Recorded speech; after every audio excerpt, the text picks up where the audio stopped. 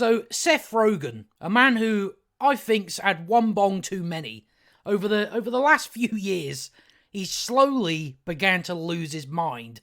And I mean, it really, all it shows, this is how detached you become from reality when you're a part of the Hollywood elite.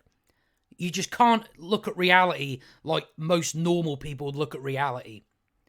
Where this time, according to Seth Rogen, see if you get your car broken into. That's fine. It's fine. It's only a car. It's only your property. But this is the whole Twitter thing that came about. So Casey Neistat, I think his name is, he came out and he said, so our cars got robbed this morning because Los Angeles is a crime-riddled third world shithole of a city, but tremendous appreciation and gratitude to the hard-working officers at LAPD West who not only arrested the motherfucker, but they got all of our stolen goods back. To which Seth Rogen says, dude, I've lived here for over 20 years. You're nuts. It's lovely. Trust me, it's not lovely there. LA was the place I wanted to move to when I was younger, and then you find out what it's actually like. I mean, because they're only showing you the nice parts. They're only showing you Hollywood. That's really all they're showing you. But no, I'm not interested in going to LA. I have no interest in going there. I feel sorry for the people that are stuck there, that are trying to flee. Don't leave anything valuable in it. It's called living in a big city. So that's your take. Just don't leave anything valuable. Well, no, people shouldn't be doing it in the first place.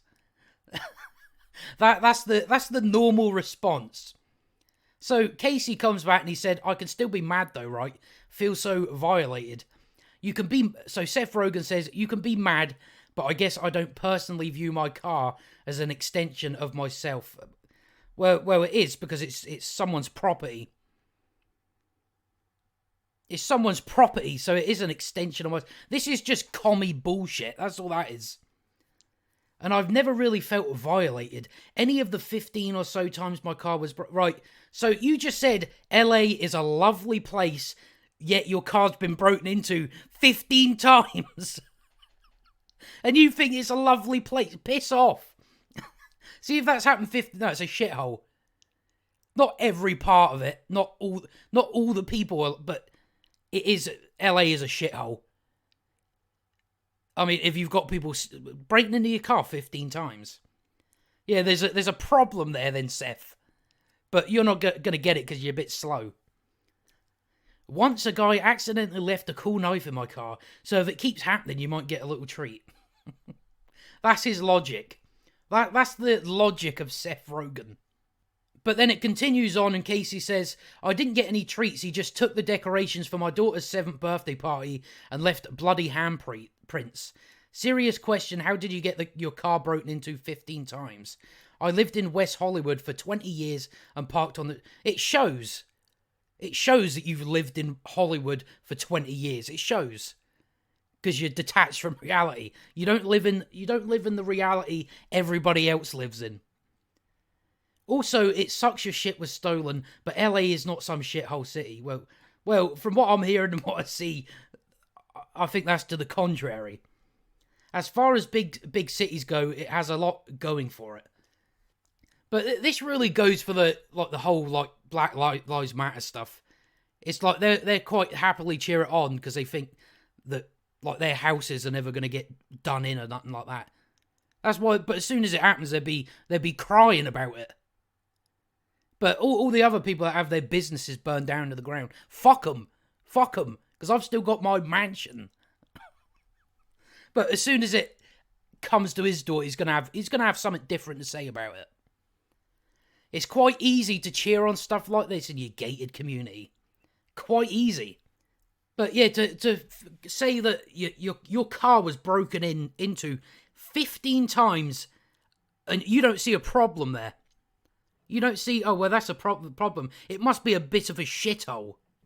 But I have no interest in going there. And I mean, if you're going to get your car robbed every day, why would anyone want to? But Seth Rogen thinks that's like a normal way of life. That's normal, that is, to have your car broken into 15 times. I suppose it's alright if you've got millions upon millions of dollars. You don't really have to give a shit about it, do you? But his logic is you get your car wrecked and robbed out of, it's fuck you. You shouldn't have a problem with that. That's fine. And I mean, some people will think he's joking. He's not fucking joking. He's not joking. But another part of this that I did find funny, you had someone in the comments, she said this: had my car stolen in Hollywood, they found it in Inglewood a couple of days later, someone took it for a joyride to a Rams game. LA is just one big old adventure all of the time. Sometimes you just gotta roll with it. Yeah, just roll with it. I'm sorry, sir, you've had your car broken into, but just roll with it. And then she says, wow, not what I meant by any of this. It's not, but thinking that material things are more important than people. Well, what? Isn't that messed up? Well, no. See if someone gets killed or something like that. That doesn't give you any right to go, oh, well, I'm going to wreck this car. I'm going to do this and that. I'm going to wreck bit. That doesn't give you any right. It doesn't matter if it's a fucking person or not, because that's got nothing to do with it. Those are two separate issues. It's this magical thing called shit happens and you move on. Again, sorry, sir, you've had your car broken into, they robbed your daughter's presents. Shit happens. That's what you say to them. Someone says to her, with all due respect, that isn't the point. In your case, what if you needed it for work and lost your job because you couldn't get to it in time? I did need it for work. I had part of my business in there. They stole the part I needed. It was tough. I'm not saying it's not, but I didn't let that define my life or what it was going to... Who's saying it's defining someone's life? Completely missing the point. That's Twitter for you. I found solutions so I could continue to live it best I could. Never come to the realization that here's a crazy idea. I'm just throwing it out there. Maybe don't rob people's cars. That's like the solution a fucking normal brain comes to. They go, well, just don't steal shit, will you? It's not, oh, well, no, that's just material stuff. That don't matter. Even though I just paid this amount of money for it, it doesn't matter. No, we can just come and rob out of it, destroy it, do whatever we want to it. Because it's just property. It's just property. Fuck the people that worked like a 9 to 5 to pay for it. Nah.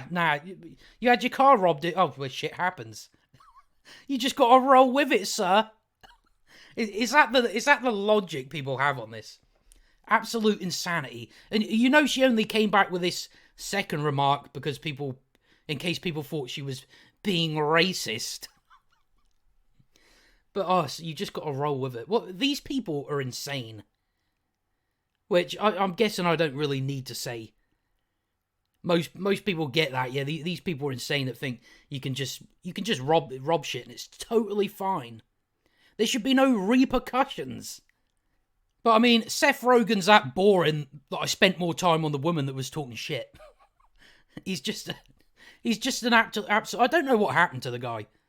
But again, like I said, this is the Hollywood mindset.